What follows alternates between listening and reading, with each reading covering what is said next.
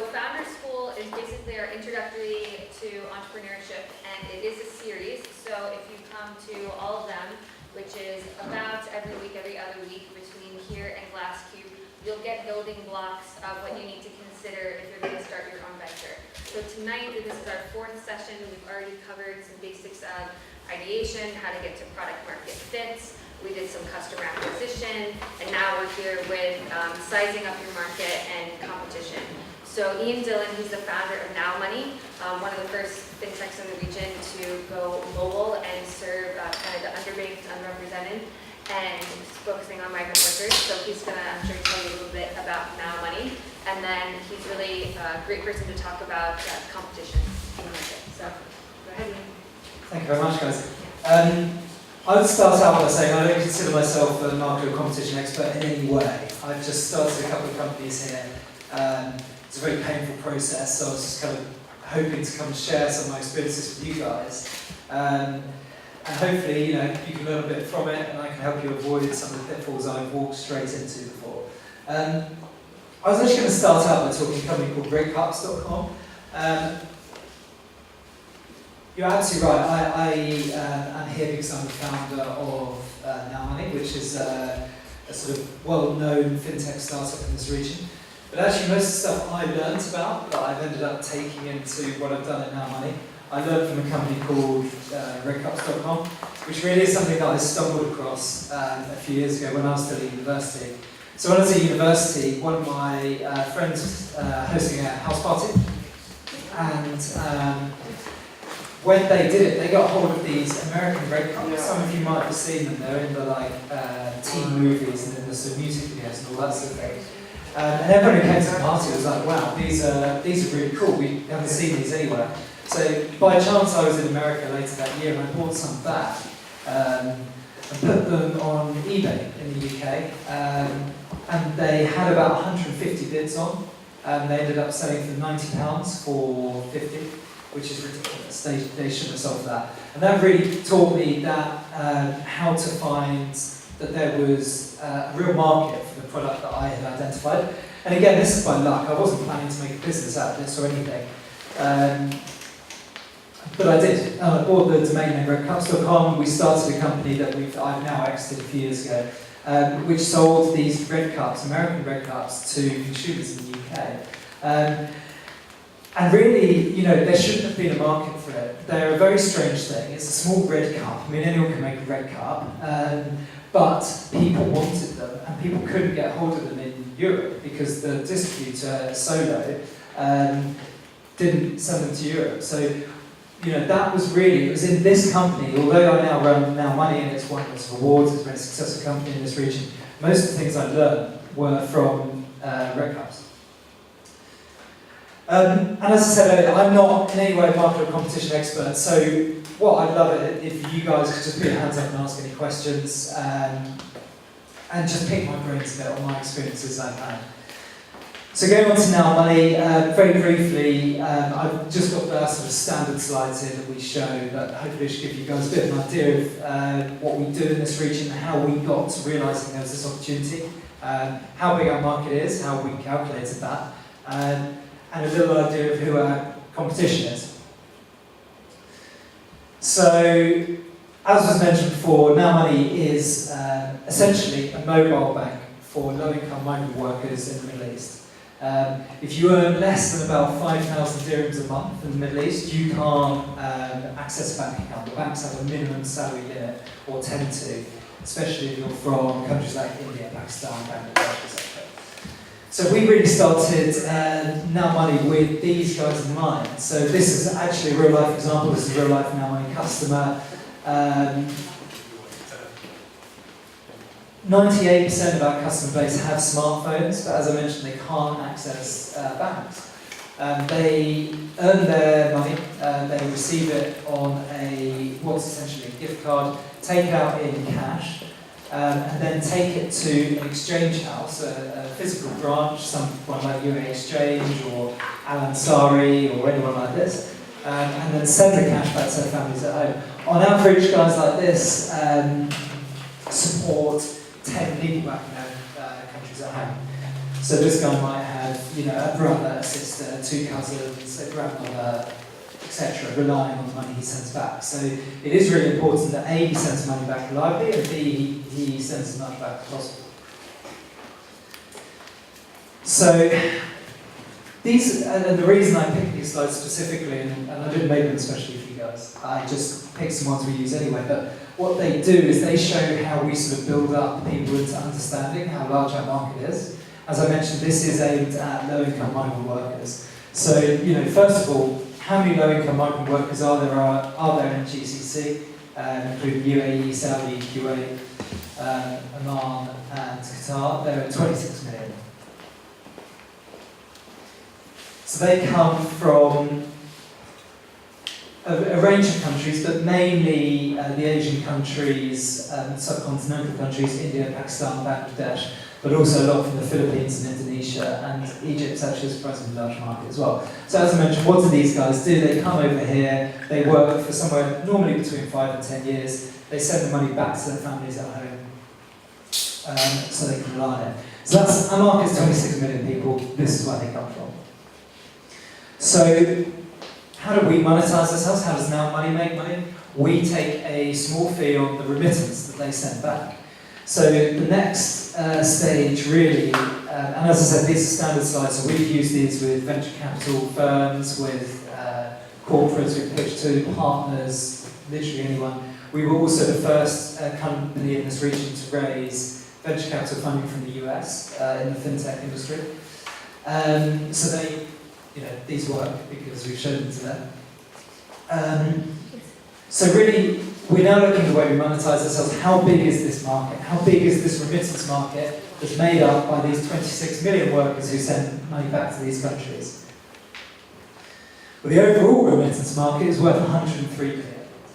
And then of that 103 billion, which is sent by... GPS signal lost. By all different people across here, half of that is actually sent by low-income migrant workers. So that means our market size, in terms of what can we make money from, is about $50 billion per year. So it's a pretty big market.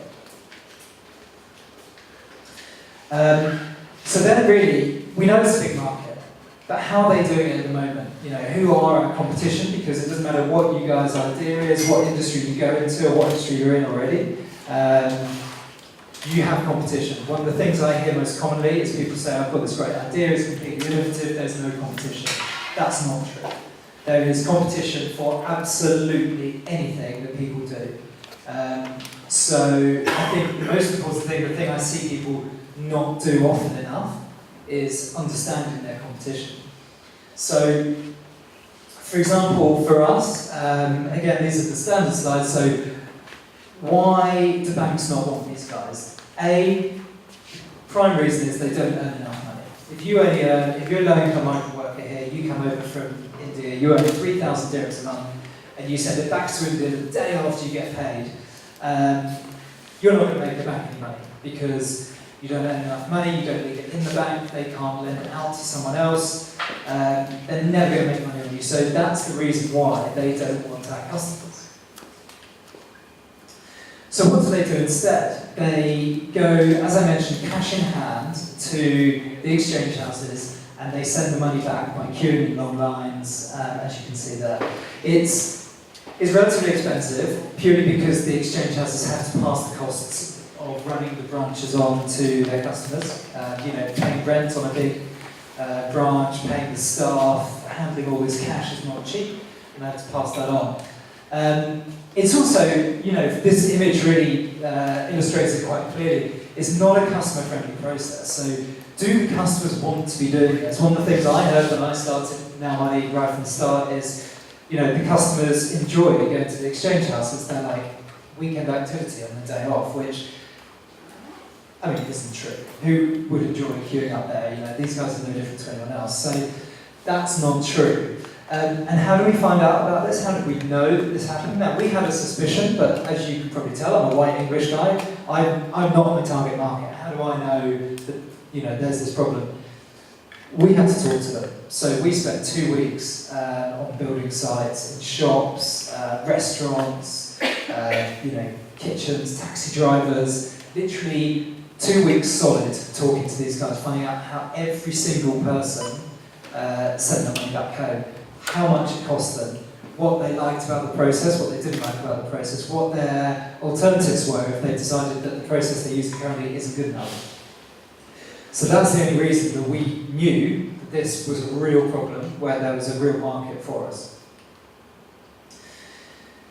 Now, one of the other things that I first had, so I think one of the points I'm making here is that there was a problem here, and it's very clear to us there's a problem. I think it's clear to most people who've seen it that there's a problem, but a lot of people don't understand the problem, and a lot of people sort of hid behind assuming that this problem didn't exist. So, as I mentioned, one of the things I heard was that people loved going to queue up at exchange houses because they could see all their mates, and that clearly isn't much fun.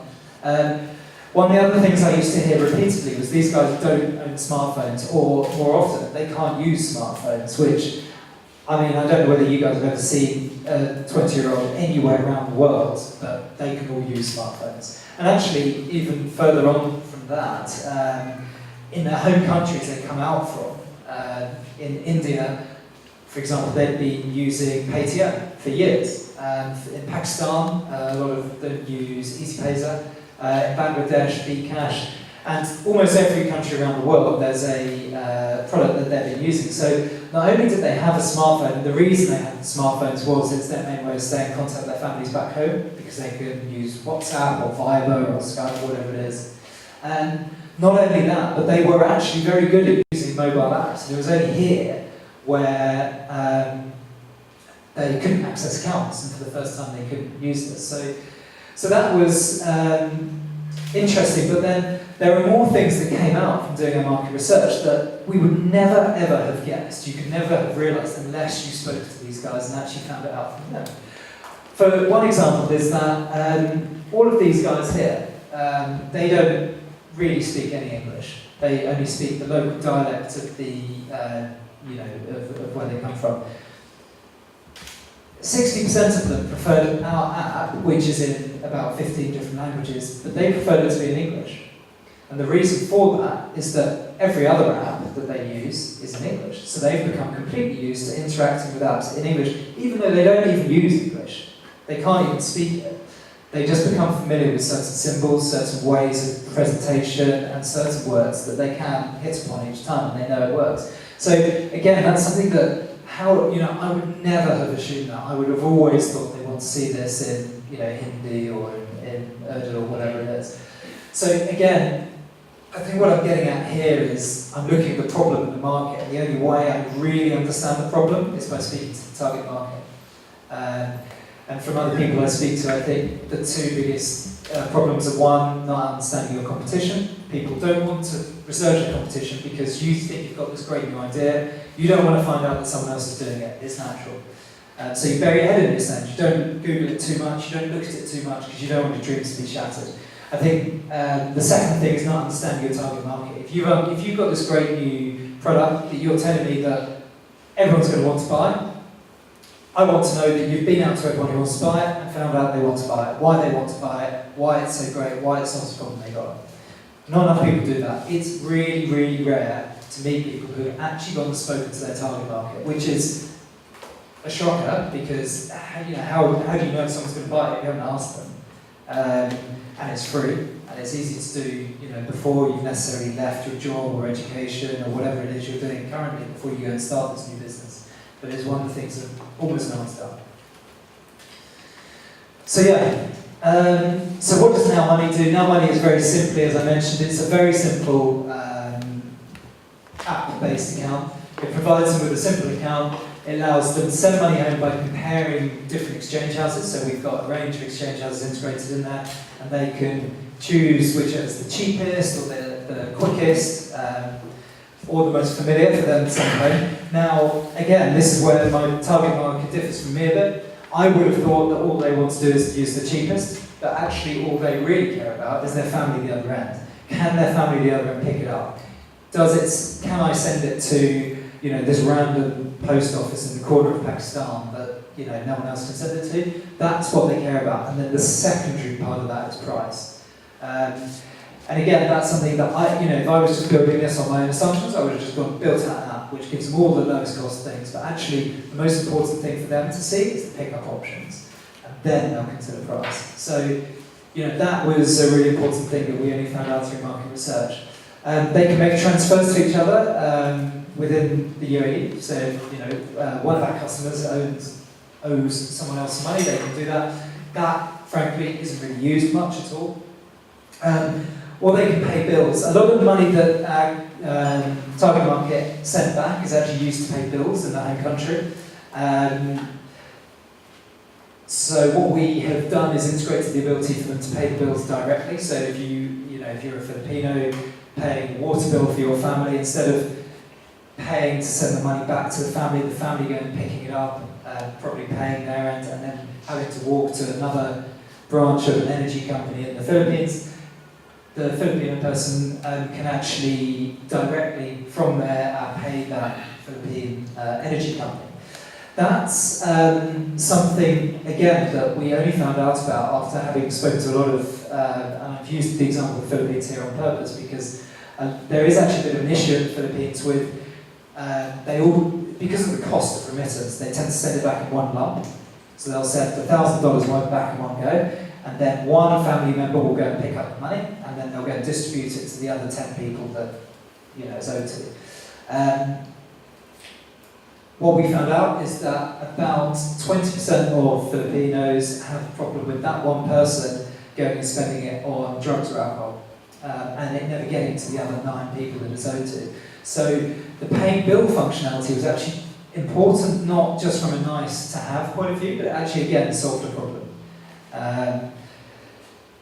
And allowed the person sending money to just go and pay the bill straight away and get rid of the potential alcohol or drug abuser in the middle of the process.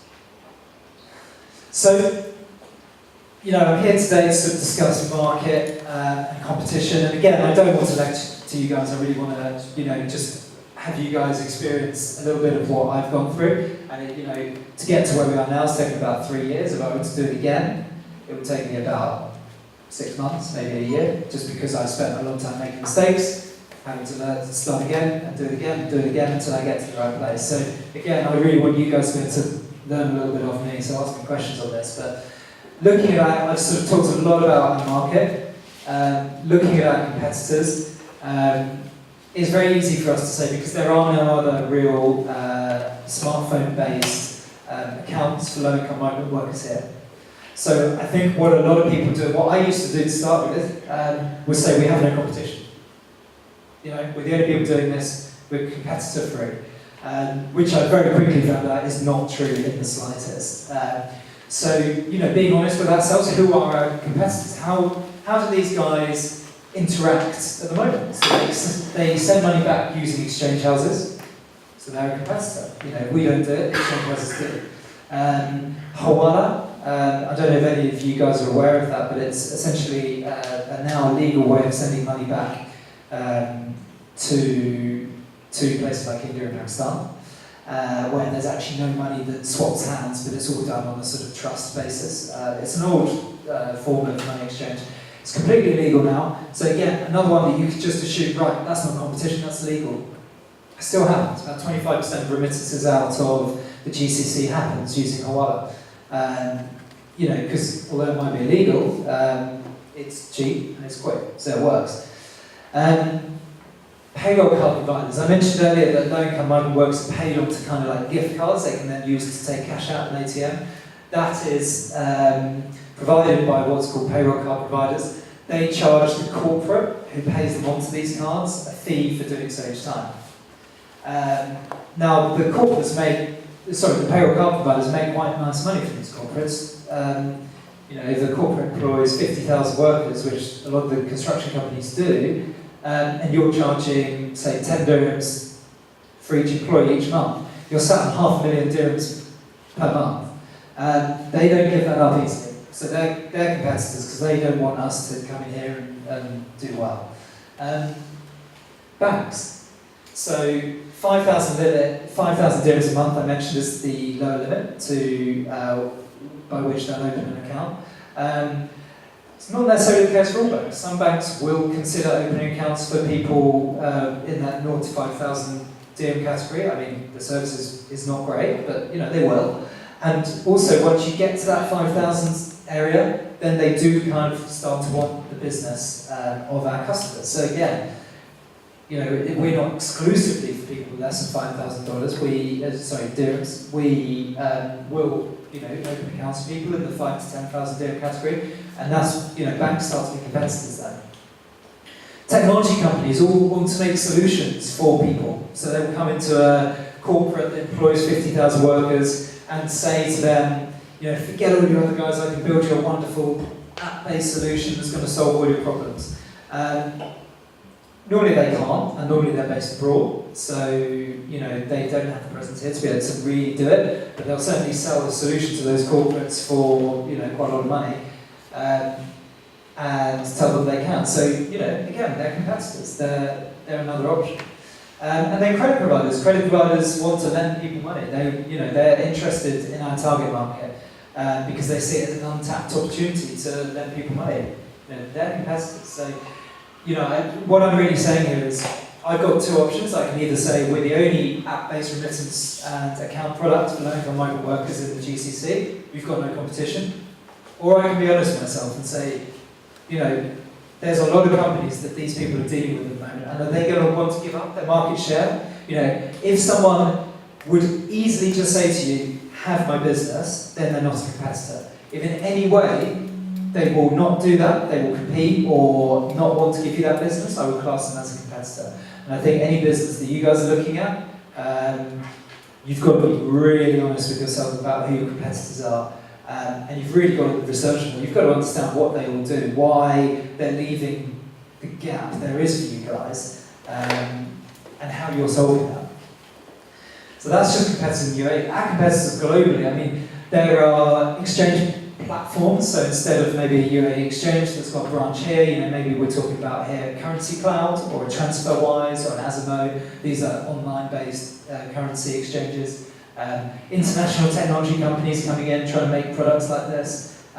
International banks who see this wonderful opportunity to get all these unbanked people potentially. It's not really a competitor to us right now, but there's no reason why it won't be in the future. Telecoms companies in Africa, telecoms companies have been the main way that the mass population have access to financial services. There's absolutely no reason why that wouldn't happen here either. So again, this isn't necessarily a competition right now, but there's no reason why it wouldn't be in the future. So, that really is me being quite honest about who our competition are. And I've sort of given you, I think that's what I've got. I've given you an idea of how we build up to what our market is. I think it's very important to understand the size of your market in two ways. And if they don't equal the same number, roughly, you've done it wrong. So you've either got bottom up or you've got top down. So for the example I used here,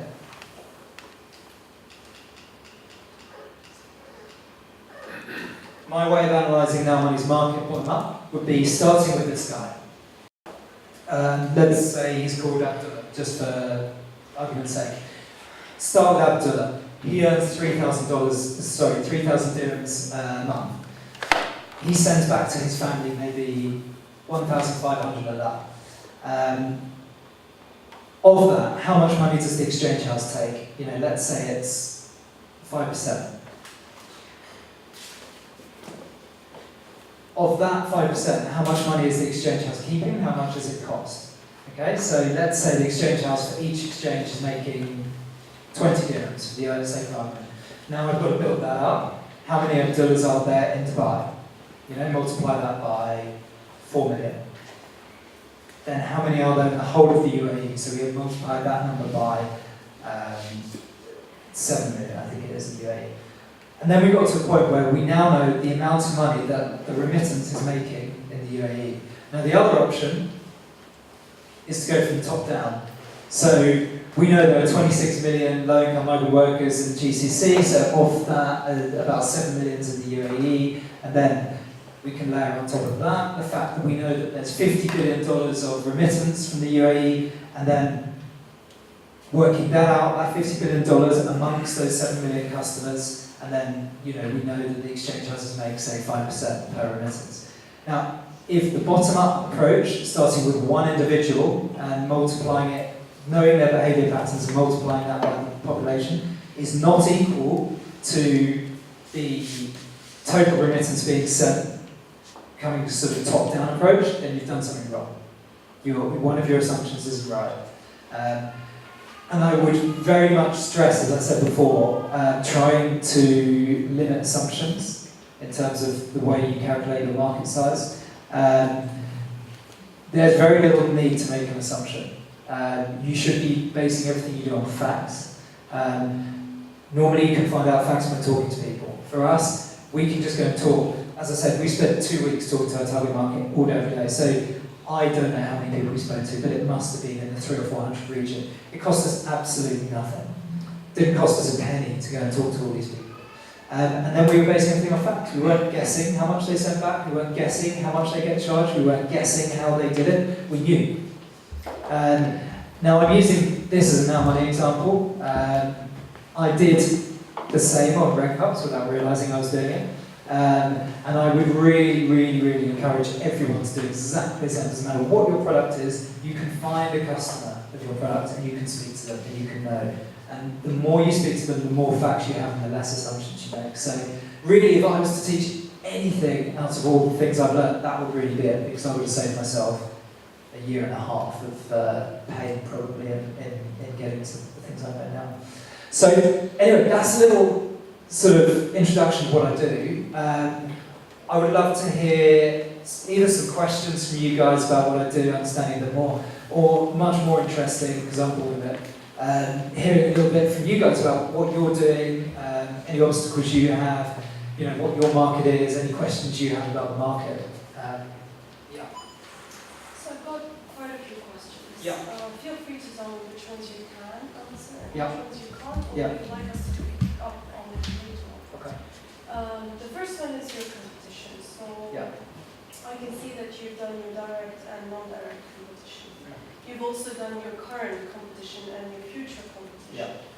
Now, when you've done that and you went for it, was it because you had very strong partners that were going to support you in taking over the current competition? That's my first question. The second question is, how are you keeping an eye on your non-direct competition? The third question is, when you know this is an app, and you know that the service that you're providing today is quite straightforward, and perhaps there will be more demand from this community that you're targeting, and perhaps there won't be. So what are your future extension programs to keep this platform going for a long time? The fourth question, hopefully the last one. The fourth question is, how did you target the MasterCards, I'm presuming Ingenico? I'm talking about the backbone of the technology where you needed people to partner with you so that you can, for example, you spoke about the energy company in the Philippines. So that's another part that would be very interesting to learn from. Yeah, okay. I'll go one question at a time. My memory just about extends back to the first one, which is around competition. Did we have partners that helped us, tackle the big competition business area? I think the answer initially is actually no. And what I'm going to do in the way I explain this is hopefully answer your last question. What we realised was that remittance here is all done manually, all done physically. And although it's not expensive in a global context, it's also not cheap, and it could be a lot cheaper. So what we realised is that doing all of the remittances, and sorry, where does that cost come from? As I mentioned, it comes from UA Exchange having to pay for this enormous branch in the middle of Corniche or wherever it is, and having to pay staff, having to pay rent and all that. That's where the core of their cost comes from. It also comes from using old technology, which they installed in maybe the 90s and have updated ever since. So we knew that if we cut out the the friction they had in terms of cost, fixed cost, in terms of the branch costs and staff costs and the IT costs, and used modern day technology, that we could do it cheaper. So, right, we knew how we could do it cheaper, but how do we tackle that? Are any of these guys going to work with us? So, we started out 2.5 years ago. The answer was a very firm no. So if you're an exchange house, you're sitting there on a nice business. You've spent all this money to build this branch network. You've employed all these people. Are you then going to partner with someone who's coming along and saying, I've got a solution that can make you just as much money, but remove all of those, you've invested all that money, it's all going to become worthless tomorrow, all those staff, worthless tomorrow. You're not. You spent all the money investing in it. You're sat on a nice business and makes a good profit. You're not going to have me just come along and take it all out. So, we went to the exchange house 2.5 years ago and said, partner with us, we can do this for you. They all said no. Everyone. Not a single exchange house.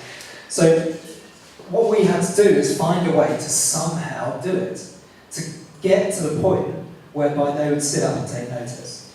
So what we did is, back then cryptocurrencies were a sort of grey area in terms of legality and legislation and everything. So we actually sent money back to the Philippines at first via cryptocurrency, which wasn't expressly legal, nor was it expressly illegal. So we just found a way to somehow do it. Now we then did that, realised that was actually cheaper and faster than the way the exchange houses were doing it. And we started, we did this with a bunch of customers, and then we had a certain amount of flow. And from there we had evidence. Okay, instead of talking about concepts, we had evidence. We had evidence that A, people wanted to send money back to Philippines, we all knew that. But B, we could do it faster, and B, we could do it cheaper. Then the exchange houses got scared and thought, oh God, I better partner with these guys because otherwise, they're going to take my competition. So what happened was those conversations changed, and the exchange houses all of a sudden were like, would you fancy partnering with us? And we were like, oh yes, thank you, at last. So we then partnered with the exchange houses. Now, as it happens, we then stopped doing the cryptocurrency exchange because I was worried that actually the regulators were going to decide it's illegal, put me in jail, which I really didn't want. So we then stopped doing the cryptocurrency exchange, and we then partnered with all these exchange houses that we've got. So it was an interesting little case study about how to sort of set up and make people listen. And that's how we did it. So the way we got ourselves to sort of critical mass was basically by finding a way around the problem while still solving the customer need. And then to the point where we were big enough that people actually took notice of us. And you have to remind me if you have any questions because I completely forgotten. So how do you intend to come up with ideas and creative things to keep this mass population that has a very limited income, to keep using the app, but not just for remedies, in case your not direct competitors get into it? Yeah. So I think us, we're no different to any other company that needs to be successful. I think we just make it easy for the customer, and we do what the customer wants. Okay, so what does the customer want primarily? They want to be able to send the money back really conveniently, safely, cheaply, and fast. That's their primary thing that they want from us or from any other exchange company. So what we did is, basically stumbled across a way of doing that. So that's our USP, and that will always be our thing. Whatever else we do, however else we try and innovate, that has to remain the core, because that's why people use us. In terms of evolving and keeping up, it's quite easy for us. We're a small company, we're nimble, technology was built 2015, 2016. It's quite easy for us to stay ahead of much bigger competitors who are a lot more bureaucratic, and it's quite difficult to innovate for them. But really, it all boils down to making sure it's something the customer wants. For example, we're just about to launch a credit product. Now, if you look at the way banks market credit, it's have a personal loan. I mean, great, that's not very inspiring, is it? Like, why do I want a personal loan? What we actually found out by talking to our customers was that there was two scenarios where our customer base wanted credit. One was taxi drivers who have sent all their money back home already at the start of the month, and then they get a traffic fine, and they haven't got any money to pay it. Pretty simple scenario, but they need some money to do that. The second was when a customer has sent the money back home, the family back home basically spent it all, and say the mother goes into hospital and needs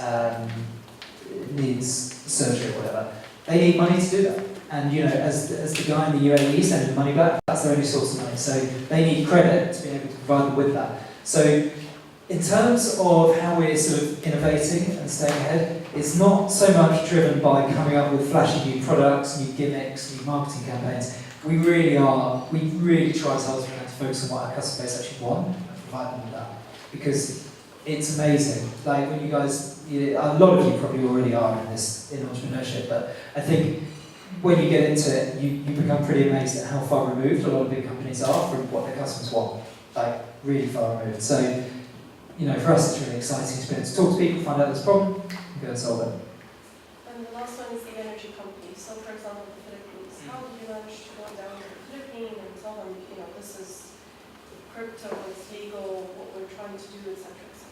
Yeah, so in terms of bill payment, it's actually quite simple. There are companies now cropping up all around the world that aggregate bill payment. So we will integrate with a bill payment company, and then they are already integrated to, say, 100 different energy companies all around the world. So that actually, that's actually not a difficult one for us at all. Yes? So the fact that you're dealing with the market, you have to build some form of a trust, threshold. How do you approach this with your first customers?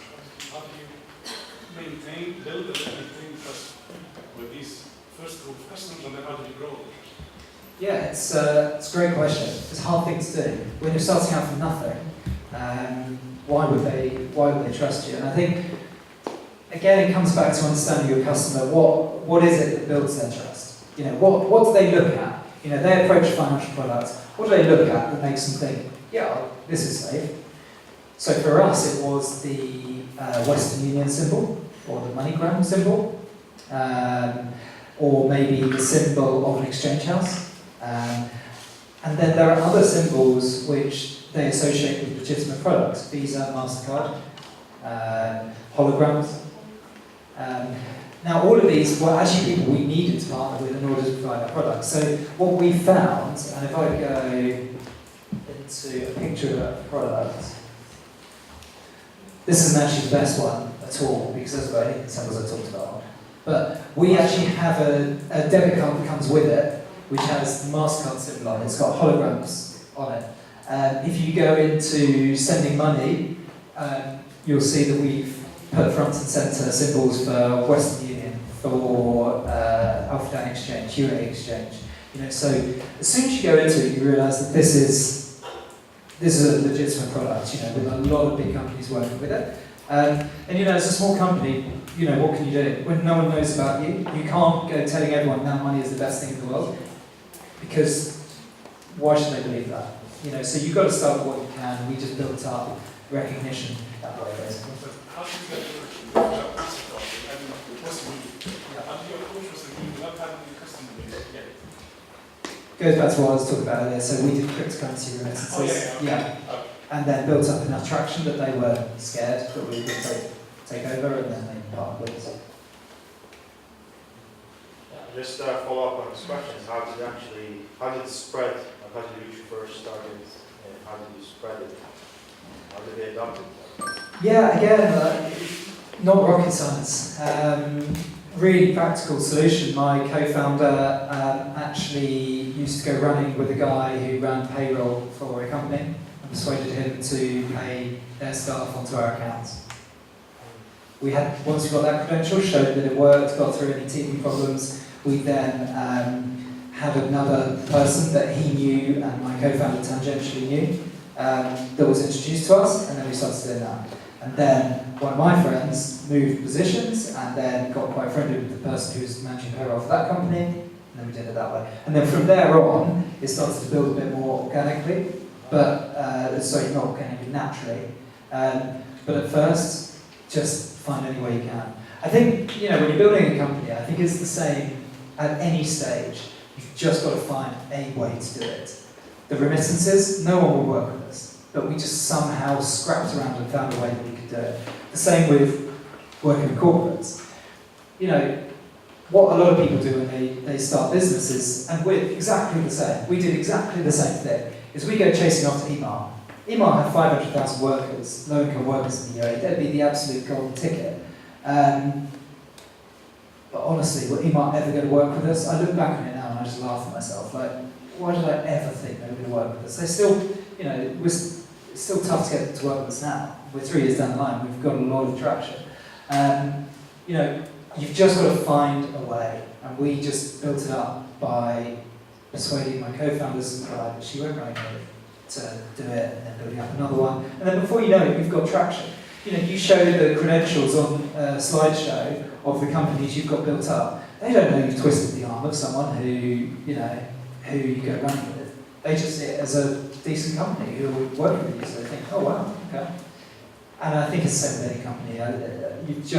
There's no silver bullet. There's no one contract you can sign that's just going to make everything really easy for you. It just doesn't happen. You've just got to build it up, find a way to do it, and build from there. Yeah, hi. So you said before you started the company in the UK. That's all. Sorry, say that again? Red Cups. Did you start it in UK? Yes, I did, yeah. So what is the difference starting company in UK versus UAE? That is a very good question, because there are a lot of differences. I think, honestly, there are less opportunities in the UK now. The barriers to entry are incredibly low. So you can start a company in the UK in 15 minutes and it costs £15, which is 75 dirhams. So anyone who has half an idea can, have a company 20 minutes later. Everything is a lot easier. You can find out how to do everything on the internet, and you can just apply for it on the internet, do it on the internet. So barriers to entry are very, very low. Using the example of Red Cups, I started that in 2009. By 2000, and I started it out, I managed to somehow or another persuade the company who made Red Cups to give me sole distribution rights in Europe for 6 months. The day that 6 months finished, there were 5 other Red Cups companies. And this is Red Cups. We're talking about cups that are red. This is a niche product. This really is niche. There were 5 other people doing it. In the UAE, would that happen? No. There are big opportunities in the UAE. And you don't need to do things groundbreaking necessarily. It doesn't need to be complicated. You can just solve simple problems here, and there's less competition. That said, it is a lot. The reason the barriers to entry are higher here is because it is hard. You have to work hard to get simple things done here. It's hard to incorporate a company. It's hard to get a license. It's hard to get office space. Simple things like my company now is I think 12 people strong.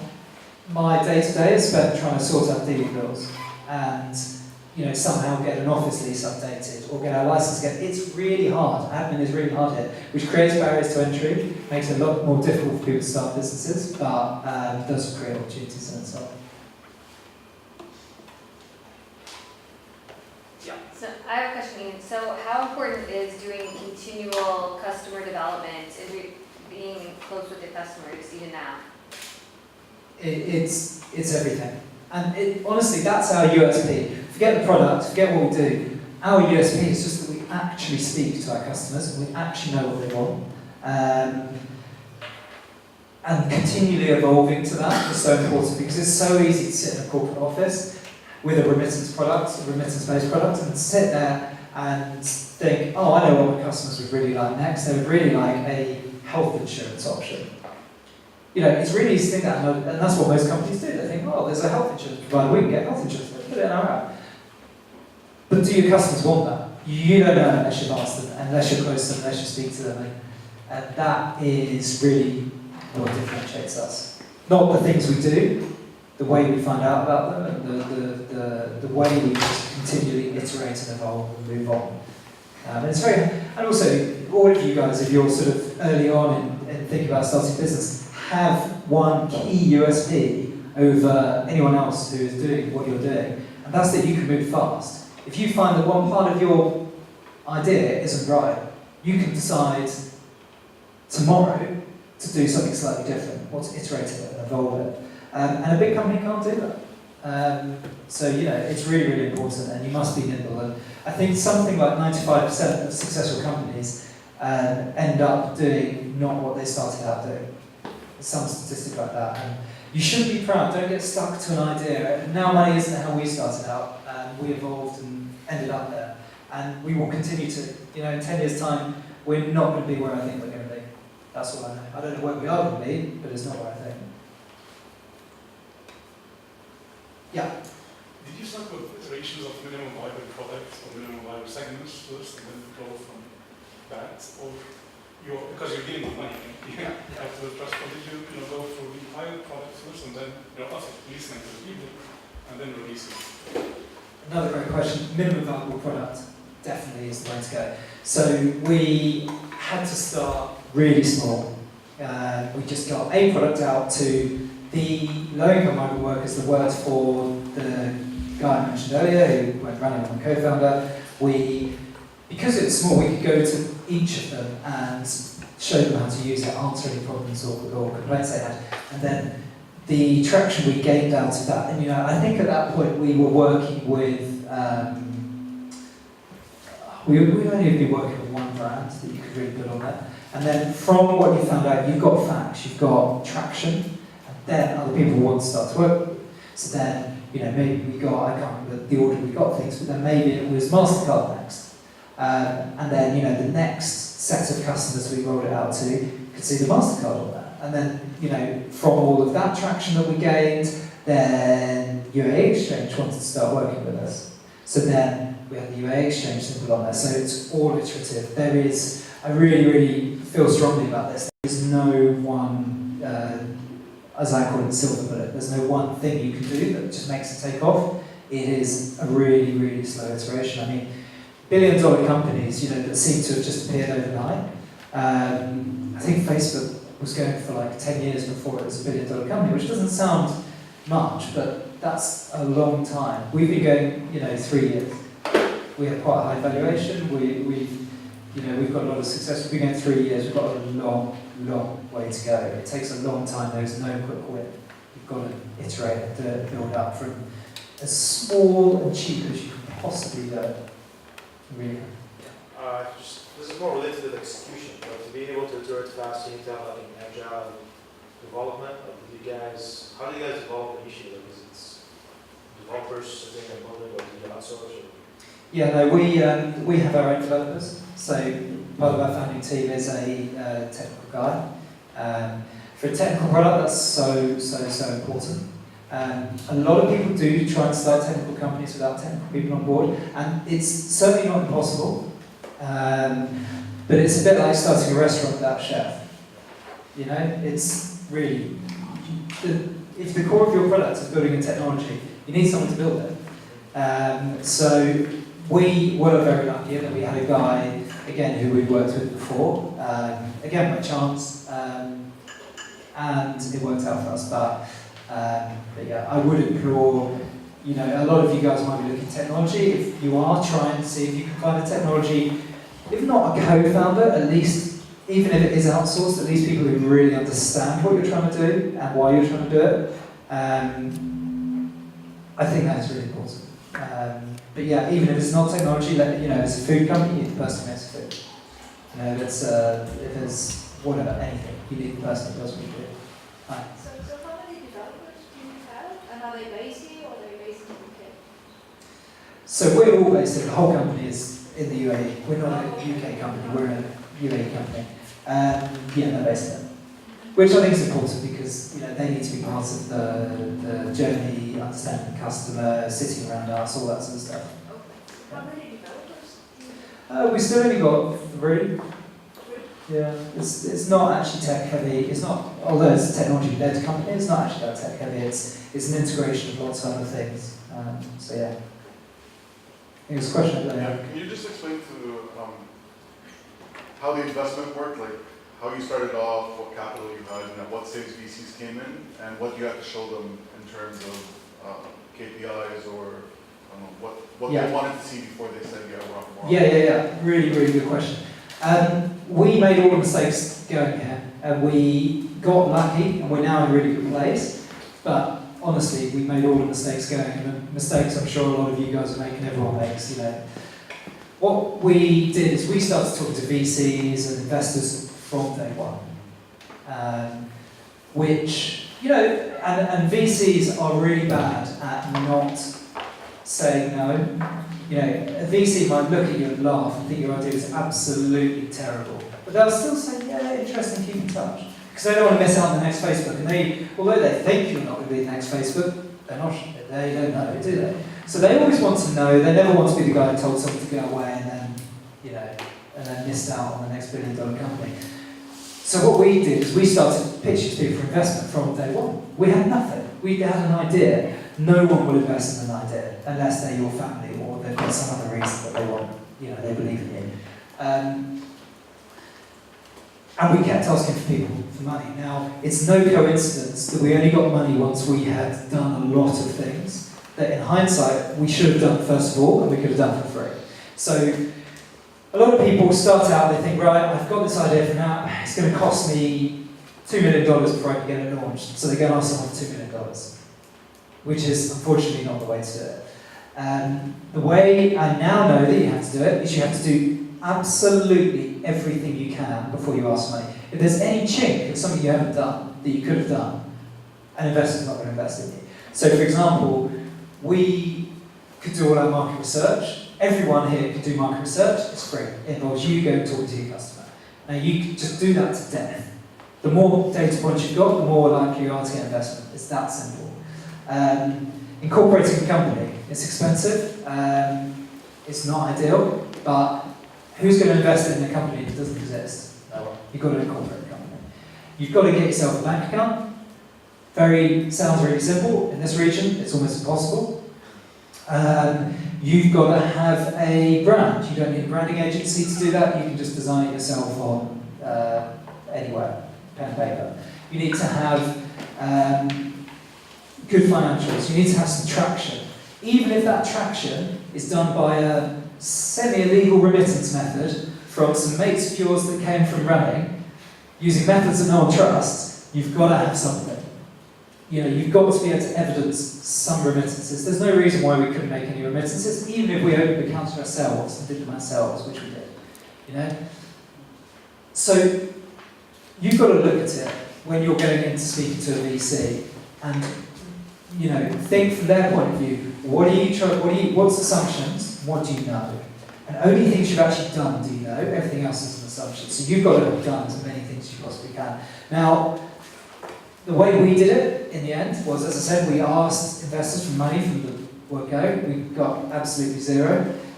So we funded it ourselves for a year. So it took 12 months of working on it full-time before we got funded. In this region, seed investment, and actually most regions, to be honest, seed investment is very unlikely to come from a fund. It's more likely, seed or angel is more likely to come from individuals who buy into your dream of it. So that's how we did it. We raised $500,000 at seed stage, which is too much. We shouldn't have got that much. The valuation we got was higher than it should have been. We got extraordinarily lucky. But yeah, so I would never implore any of you to go out and try and raise 500,000 seed round. We just got lucky. You know, it shouldn't have happened. We then had to develop. So from there, you need to raise more money. You're not going to do that unless you've shown serious movement from where you started. And then again, so what did we do next? What was the next mistake we made? We went straight out and started trying to raise again from funds. And we had raised at too high a valuation at seed. So you think, right, we've raised money. So we raised money at a $5 million valuation at seed. You think, when you do it, when you sign the papers, you think you are a rock star. You know, your equity is worth millions of dollars. You know, you're sat there thinking, I'm amazing. The next day, you go and speak to another investor who says, well, no, your valuation's too high. We can't invest until you've done this, and this. And the higher your valuation is, the higher the expectations for people are. So what happened then is because we started from a $5 million valuation, which for a lot of you doesn't sound much, but actually is very, very high for seed, we had to do so many things to be able to raise our next round at a high valuation that it was almost impossible. So what happened? We ran out of money because it took too long. Because we raised a too high valuation, it switched loads of people off. And because we had to do so many things to get an even higher valuation, it took too long, so we ran out of money. We then made a load of traction, made a load of progress. We sent a lot of remittances. We got a lot of people signed up. A lot of people partnered with us. A lot of it through spin. A lot of it through things that were partially true. And that sort of groundswell of support from partners and traction that we made, which we didn't pay for, which was artificial, and in hindsight we could have done again probably for free. We then ended up doing a Series A round, which was quite sizable and at a good valuation, which we were very lucky for. But we are always going to be really stretched because of our initial valuation. So we got an initial valuation of 5 million, and then as time goes on, because we set the bar very high to start, we're always going to be really, really pushed to keep the valuation going up. So if I were to give advice on funding, it would be one, before you go, I assume that a lot of you guys are very early on in your journey, but you know, tell me if not. Go as far as you possibly can with your idea for free. Yeah, and there are a lot of things you can do for free. You think they'll cost a lot of money, but there's a way to somehow do them for free. And get as much traction as you physically can before you even try to raise money. And then when you do raise money, don't shoot for the stars. Try and raise a reasonable amount of money that will keep you going until you can hit a load of KPIs that will get you to the next phase. And don't go after too high valuation. It'll A, switch people off, and even if you do raise that valuation, you'll just make your life a nightmare for the following. So, you know, I would say the right sort of valuation curve for a company in this region would probably be angel of 2 or 3 million, raising maybe $100,000-$200,000, followed up by maybe a second seed round of maybe valuation of 5-6 million, maybe raise 500,000-600,000. Very, very, very roughly and very generalised. But the amount of times I see people come up to me and be like, "Oh, we're doing a seed round of $5 million at a $15 million valuation," I just can't see it anymore. So, you know, and yeah, you know, everyone has a great product, everyone has a great idea, but it's only an idea until you complete it. So, really, I think that is something I'm very keen on, because the amount of times I see people trying to raise at a super high valuation, unfortunately, they end up going back to their jobs pretty shortly afterwards because they just couldn't raise the money. The budget that costs most is media. Is Media, advertising and media. How did you go about that as you were not yet raising funds? So when you were dedicated for a whole year, how did you get the traction from the media and advertisements? Yeah, so good question, because we did do very well on the media and PR. We didn't pay for it, so we spent zero on media and PR. The way I would say about that is that PR is free. If you can get yourself written about in a newspaper, if you can win awards, the PR that comes off the back of that's free. That gives you material that you can use for marketing. And again, it's free. So it's another example of something that people always think, oh yeah, I need to raise $1 million because I need X amount for marketing. Actually, the most effective marketing you can do is completely free. Now, you're probably thinking, how do you win those awards? How do you get that PR? It genuinely comes from doing things like this. Standing up in front of people, telling people about your product. You know, there might be a journalist there might be a few people who you take business cards and then they introduce you to someone else, who introduces you to someone else. And then, awards are the same sort of thing. There are a ton of awards and competitions out there in the UAE, which you can enter. You'll get to the finals of one, you can plaster it all over social media for free. The next one will see that you've been in the finals of the previous one, they'll think, God, these guys are good. And then you'll get into that one, and then sooner or later you'll win one. You can plaster that, all that over. So this doesn't cost anything. This has cost nothing. And you are basically a superstar of the startup region. So, you know, it's again something that people always think costs a lot of money. There's a way around it, it's for free. Almost anything. I mean, you guys can name me almost anything. I can tell you why we've ended up having to do it for free. Thank you very much. Yeah, so I've been working on product for some time now. And I'm always concerned about actually taking money, raising money, because I feel like if I take money, start hiring without even breaking even, then there's a risk that the whole thing, it's not going to work or something. So like I said, I've been trying to get as far as I can. So I'm just curious, do you think it's possible, like feasible, to even go all the way without even borrowing some money? Or in your case, how long it take to break even? Because that's the concern I'm having. Honestly, we're nowhere near breaking even. A lot of startups take a long time to get there. I mean, Amazon was listed for 4 years before it even broke even. You know, Uber is miles away from breaking even. You know, breaking even isn't perversely what makes startups these days. You know, it's the future market for it. So I don't know about your company, but if there's a big enough future market for it, and if it solves a problem, and that's another thing I haven't really spoken about, but again I'm really passionate about, is that whatever you do has to solve a problem. If it doesn't solve a really clear problem, it's not going to be successful.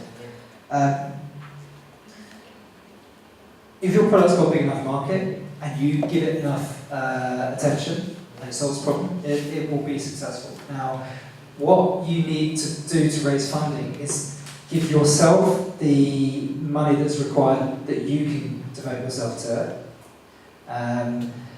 and the money that helps it grow faster. So you probably could, you know, if it's a good enough idea, you could probably grow it organically. You never need to raise money. It's the perfect scenario. If I could do that, I would 100% do it. Because raising money, and then once you've got those investors, keeping those investors happy and updated takes probably 50% of my time. By the time I'm not dealing with bills. So, you know, you really, if you can do it, do it. If you're raising money, the money has to be specifically for something. And, you know, if that's to help you grow faster, if that involves you hiring someone, it means you can grow faster, then that's cool. The other thing I would really urge caution against is that I've never seen someone raise money whilst they're still in a previous job. If you aren't prepared to give up your job for your idea, if you don't believe in it enough to do that, no one else is going to. So again, that's another thing I see a lot of people saying, you know, I've got this great idea, I want to raise money for it, but I'm not leaving my job. Yeah, does it make sense? It's not going to work. Cool. Anyone else? Yeah. Did you open your company on free zone or it was on a land? We actually opened it as a local company, but this was over 3 years ago when the regulation wasn't in place for us to be able to do what we do in a free zone. It now is. You could do it in AGGM, for example. So yeah, it was a very expensive, unnecessary process in hindsight. That again, my co-founder and I ended up paying for ourselves. But I would say, I don't know, again, I have no idea what any of you guys did, but I'd say almost without fail, there's a way to somehow do it in a free zone, which is, you know, it'll cost 10% what it would do to be a local company, and I would encourage anyone to do that.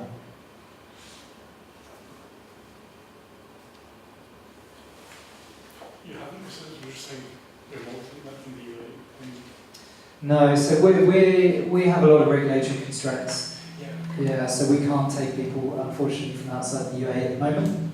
We're just expanding to Bahrain and to Saudi Arabia, but we have to go there first before we can accept customers there. And we also can't, as of today, accept anyone. So, you know, you guys can't just download our app and get an account. You have to go via an approved corporate employer who pays their salary onto our account. That's about to change, but as of today, that's the way it is. It's another example of just constant iteration. You know, a lot of people would be tempted not to launch until you could just be able to launch into anyone. But we've chosen to be able to get something out there whilst it's not a publicly available product, and then work on the licenses and the permissions required to make it publicly available in other companies. Yeah, so, I mean, I really like the concept. Were you thinking of extending beyond the online rent brokers, like you can just have a bank on mobile for people, instead of just focusing on this? Niche market? Yeah, we would do. But to be honest, I think we'll be overtaken. I think by the time we would be ready to do that, I think there'll be other people doing it. Now, if there aren't, if in say 2 years' time we're ready to go and do that and get a banking license, be a bank for the wealthier population, we would do it in a heartbeat, in a flash. But I think by that time there'll be other banks in the region. And actually, you asked a question earlier about this that I didn't answer, about knowing what your future competition is like. And I'd say, and I learned this from my co-founder, this isn't something I was particularly good at, you have to be so ingrained and know your industry like the back of your hand.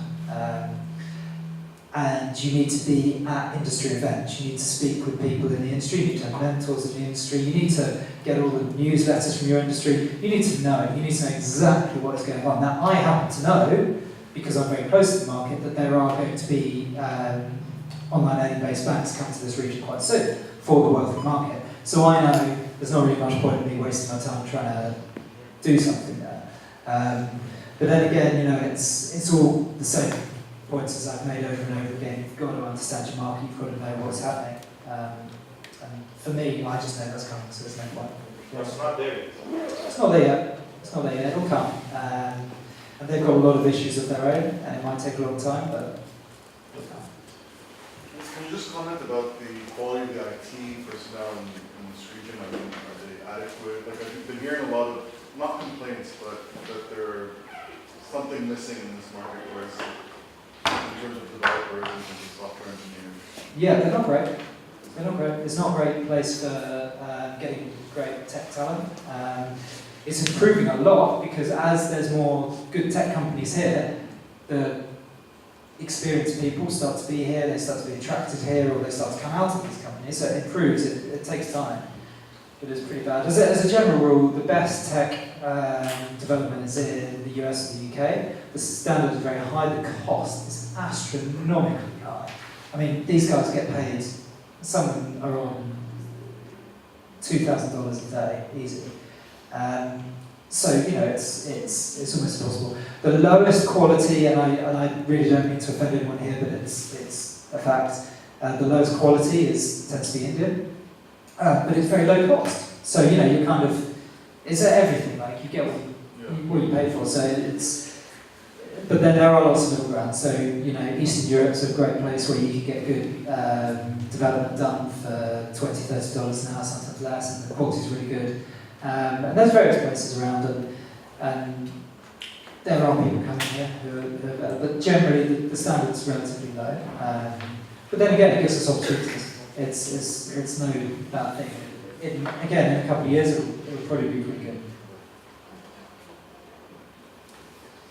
I have a question, I guess we should get asked pretty often. Yeah. How do we make money?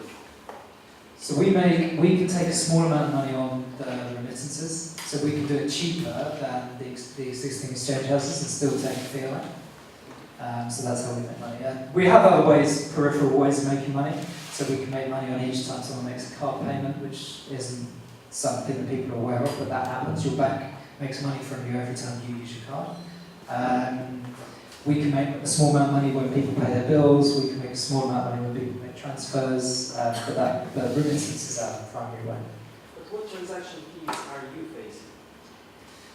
So yeah, we face fees on every transaction we make. So it's always like anything else really. You get a certain revenue, you have to pay away some of that to your suppliers. It's no different for us. If someone makes a card payment on our debit cards, we'll receive maybe 1%. We have to pay away 0.5% to our suppliers. It's no different than any other product. How long it took you to break through? What do you class as breakthrough? Making revenue. So we're making revenue. There's two answers to this. One is serious revenue, and the other is fake revenue, I would call it. The answer to this is, and I learned this too late, but earn some revenue as soon as you can. For our product, what I should have done was just got it to all my friends, the guys I see every night, and get them to use it, and get them to send. I should have given them 100 dirhams and got them to send 10 transactions of 10 dirhams back, and then I can take a small fee on it, and then I'm revenue making. It doesn't necessarily show that you've got a super profitable business, but what it does show is that you can make money from it, and that your costs are less than the revenue you're making. So when people come to fund your business, what they don't want to see, well, what they'd love to see, but they normally can't, is huge profits. Because you're an early stage company, you can't be expected to be profit making, you can't be expected to have a huge market share. What they do need to know is that there's a market for it, people want to do it, they can do it, and that the revenues you make are higher on a per unit basis than the costs. So for me, it took me probably 18 months before we started sending remittances, and then probably 2.5 years before we started making decent money. I should have been sending remittances, so making some revenue, even if it's just to prove that we made profit per remittance. I should have been doing that within 2 months, in hindsight. If I were to do it again, this is why funders invest in previous entrepreneurs a lot, because I've made all the mistakes already. I know what I'd do again. If I were to do it again, the only thing I would do is build my product and then get people using it. I'd almost come here around you guys and just be like, right, here's an app for all of you. I've preloaded it with 50 dirhams. Can you all send it back to your family at home? And then at least I've got some traction points and some data points. That's what I do now. Now I know how to do it. But it's what I didn't do. I waited for a long time. I tried to get people to invest in me. I tried to get partnerships with Ema. All of them just told me to get lost. And I now know that you need to build things a lot more iteratively. You said cryptocurrency. You know what happened in China? They broke this, they closed all the cryptocurrency activities. So do you have any plan B for this? If some country they close this, stop this cryptocurrency transaction. Even although even US central bank, they told that they're starting with the cryptocurrency transaction. Yeah. So first of all, we started out just working with cryptocurrency to get something going, but then we got loads of partnerships with exchange houses. So we now primarily use exchange houses, but we can do cryptocurrencies as well. So it's not our main way. If it got turned on tomorrow, we could still service all of our customers. In terms of, I'd say this is another startup mentality thing that I've sort of spoken about a fair bit already tonight, about finding ways to do stuff even if it looks like you can't do it. The UAE Central Bank has said that they're starting to look at it, and they may well make it legal. What that means is two things. One, it isn't illegal yet, and two, that doesn't mean to say you can't do it legally from other places. So for example, DIFC allows cryptocurrency transactions, ADGM allows cryptocurrency transactions. So on the face of it, it's illegal, you can't do it. But actually, if you dig a little deeper, there are ways around it. You can do it via ADGM, you can do it via Bahrain. You can send the money to a bank account in the US and send it from the US. There are ways, there's always a way of doing something. I never encourage people to do something legally. If it's explicitly illegal, obviously don't do it. But if it's something that you're doing for the right reasons and is not illegal, there's always a way to do it, somehow or other. Yep. And for Bangladesh, I know that this all the money transfer and the remittance is controlled by the central bank government. So Over in Bangladesh? yeah. All countries, in India, Reserve Bank of India. So how you are dealing with this problem? Yeah, so for us, we are, as I mentioned, we're actually partnered with the exchange houses. So we get a better rate than you'd get in a branch because we remove the cost for the exchange house of having to go through a branch. We get a sort of corporate or an online rate, if you like. But what that gives us a massive advantage of is that we can use their network in the payout country. So if you send an exchange through us via, say, Alphadan Exchange, it will go via the normal Alphadan route, and they have all of their payout partners in Bangladesh, so we don't disrupt that part of the system. Any last questions? Just trying to wrap it up and let Ian go. No. Well, thank you so much. Thank you. And Ian, is there any way to get in touch with you, a Twitter handle or anything if there's follow-up questions for you? There is. The best way is probably LinkedIn. I haven't put a handle on here. I'm not about to bring up something for you. But my name is Ian Dillon, and you can find me on LinkedIn, and that's normally the best way to contact me. Thank you again, I really appreciate it. Thank you all. Now eat the pizza.